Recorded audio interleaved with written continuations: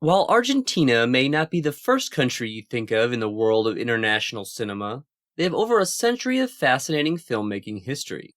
By far the most internationally significant films from the nation are ones associated with a very loose movement labeled New Argentine Cinema. Confusingly, this can refer to two separate time periods. The first was in the mid-1980s, but the more acclaimed wave started in the late 1990s and continues to this day. New Argentine cinema filmmakers don't really have a unified style or ethos, and the term usually just refers to the resurgence of festival and art house success for the country, similar to the new German cinema movement of the 60s and 70s. A good place to start with this era is the accessible and popular director Juan José Campanella. He has made several features, but easily his most notable is the 2009 film The Secret in Their Eyes. It won the Academy Award for Best Foreign Language Film, making Argentina the first Latin American country to receive this honor twice. Campanella's film stars one of the biggest names in Argentine cinema, Ricardo Darín, as a former court investigator, and he'll come up several more times in this video. His character is revisiting an unsolved murder from the mid-1970s, and while not at all necessary, some knowledge of Argentine history is helpful for appreciating the film. The 70s flashbacks are set in a time of great instability for Argentina, as Juan Perón had just regained power for the first time since the 1950s, but then soon passed away. His wife Isabel took over, but there was soon a military coup in 1976. The judicial corruption and political unrest of this era provide key context for some of the events of the film. The Secret in Their Eyes is a compelling film, and received praise especially for a virtuosic 5-minute shot that appears to be unbroken with no cuts, and takes place in a packed soccer stadium. Campanella and Darín collaborated 3 times previously, with films such as Moon of Avellaneda and the Oscar-nominated Son of the Bride. Not as accessible as Campanella, but still very talented, is director Lucrecia Martel. Her films aren't easy to get into, and they have a very distinct visual style. In her first 3 films that are referred to as the Salta trilogy, all set in the same province of Argentina, she established her look. Scenes often lack establishing shots and transitions, and she uses a lot of handheld camera work. The camera is often much closer to the subject than in most films, and characters are sometimes out of focus or partially off-screen, giving the shots a claustrophobic, disorienting feel. Thematically, her films critique class inequities, like in her debut The Swamp, which centers on a narcissistic bourgeois family. Like the rest of the trilogy, it consists of mostly quotidian events. Martel changed things up with her 4th and most recent film Zama, which was her first period piece. Zama is set in the late 1700s, and the title character is a Spanish official who is stuck at a remote outpost in Paraguay. It's shot somewhat more traditionally than the Salta trilogy, but like those films, it doesn't have a straightforward narrative or satisfying conclusion. Martel is just one of many interesting Argentine directors that gained notoriety around the turn of the millennium. One example is Bruno Stagnaro, who directed Pizza, Beer, and Cigarettes in 1998. The award-winning film is considered to be the one that kick-started New Argentine Cinema. It's set in a poverty-stricken district near Buenos Aires, and features teenagers that are all squatting in a house together and steal to make ends meet. Stagnaro's film was low budget, and uses handheld camera and natural lighting to give off a realistic vibe. The year after that saw the release of the enigmatic film Silvia Prieto from director Martin Reitman, another low-budget movie about a woman who finds someone with her exact same name. In 2000, Fabian Bielinski directed 9 Queens, which was a breakout role for the aforementioned Ricardo Darín, and tells the story of con artists attempting to sell counterfeit rare stamps. Then in 2001, we get the debut feature from Lisandro Alonso, Freedom. This is probably the most experimental film I've mentioned so far in this video, as it goes a long time without dialogue. The first words are spoken over half an hour in, and it features a man living in isolation and going about his mundane routine. His most recent film as of now is Jauja, which starred Viggo Mortensen and won an award at the Cannes Film Festival. There have also been plenty of new successful Argentine directors in the years since. Director Pablo Trapero had been making films since around the turn of the millennium, but really started getting recognition in the 2010s. His film White Elephant stars Ricardo Darín, who gives a powerful performance as a priest attempting to help the citizens of Buenos Aires in the face of rampant organized crime. He also made The Clan, which won the Silver Lion Prize at the Venice Film Festival and was based on the real-life Puccio family that was convicted of murder and kidnapping in the 1980s. The politics of the era are a big part of the film, with references to events like the Falklands War that Argentina fought against the UK in 1982. Damián Szifron directed 2 films in the 2000s, but by far his most popular came in 2014 with the highly entertaining anthology Wild Tales. It's divided into 6 parts that have no plot connections, but share the theme of revenge and contain sharp social satire. The shorts are quite violent and feature lots of dark humor. Ricardo Darín also appears in a small role. Wild Tales was nominated for the Best Foreign Language Oscar, the Palme d'Or, and even won the BAFTA Award for Best Film Not in English. On top of all that, it's in the top 200 of all time on IMDb.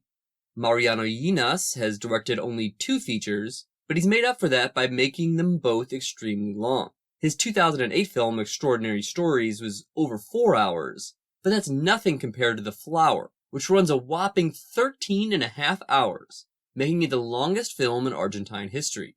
Director Paula Hernandez has been around for a while, but her 2019 film Sleepwalkers was her first to be chosen by Argentina as its submission to the Oscars.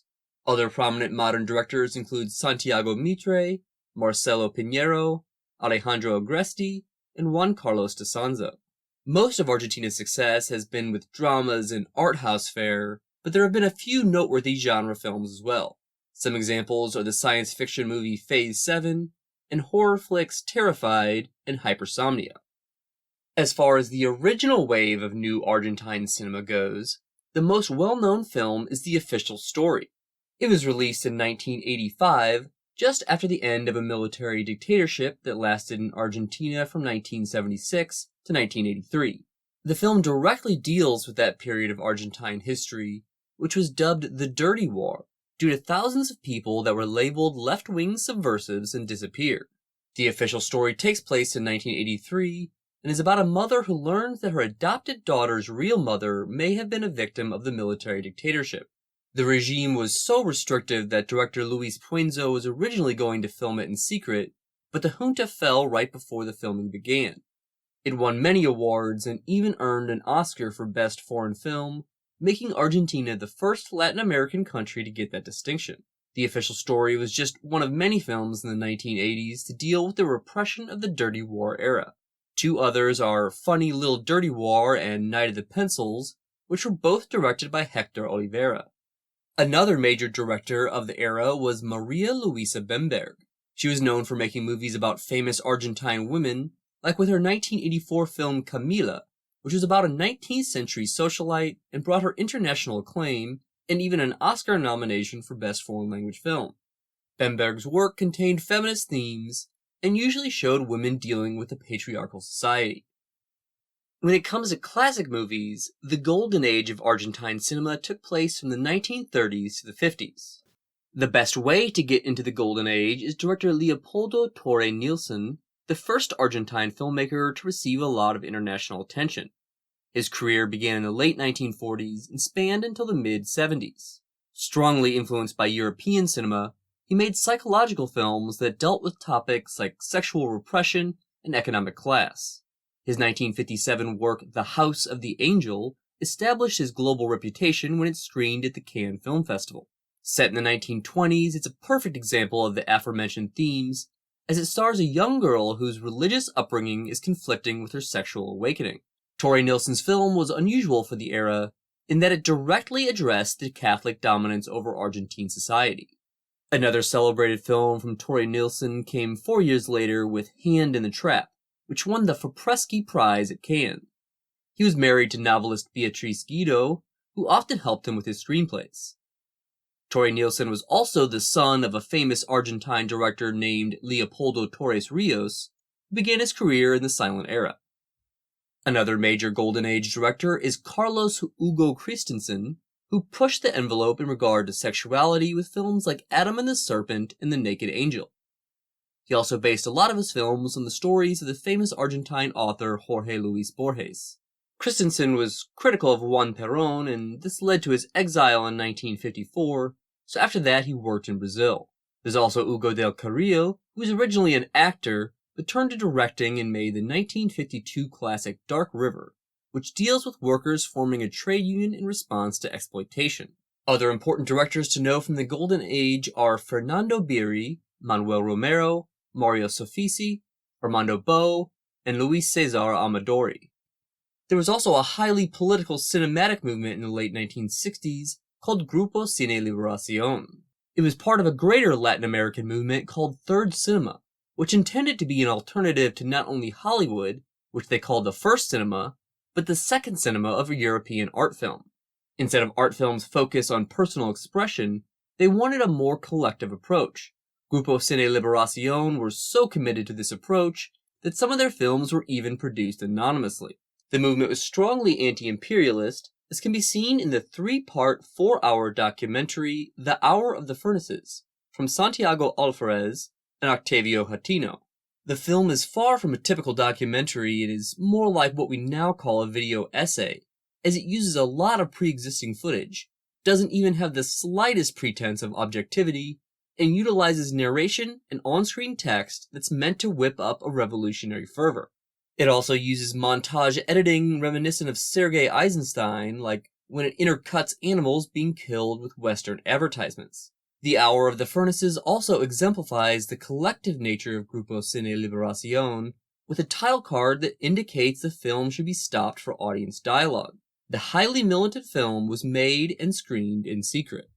Another major Grupo Cine Liberacion documentary is Viejo Reale's Long Way Journey to Death from Gerardo Vallejo.